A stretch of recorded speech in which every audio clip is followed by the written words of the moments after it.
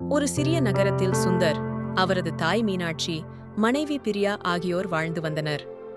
திருமணமான சில நாட்களில் குடும்பத்தில் மகிழ்ச்சி நிரம்பியிருந்தது. ஆனால் காலம் செல்லச் செல்ல பிரியாவின் சோம்பேறித்தனம் மாமியாரை மிகவும் வருத்தத்தில் ஆழ்த்தியது. ஒவ்வொரு நாளும் அதிகாலையில் மீனாட்சி எழுந்து வீடு சுத்தம் செய்து, சமையல் செய்து, வீட்டுப் பொறுப்புகளை கவனித்தார். ஆனால் பிரியா எப்போதும் தாமதமாக எழுந்தாள்.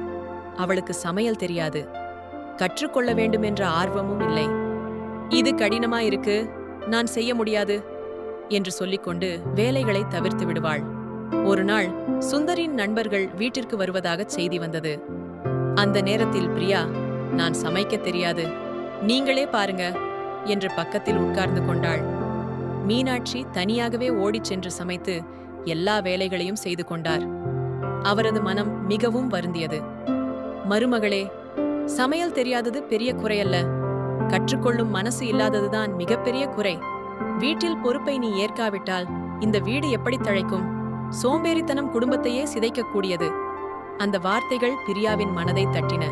அவள் வெட்கப்பட்டாள். என் சோம்பேறித்தனத்தால் தான் மாமியார் கஷ்டப்படுகிறார் என்று உணர்ந்தாள். அன்றிலிருந்து பிரியா மாறினாள்.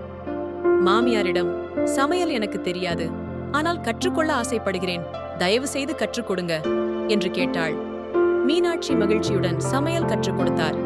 சில நாட்களில் பிரியா நன்றாக சமைக்க கற்றுக்கொண்டாள்.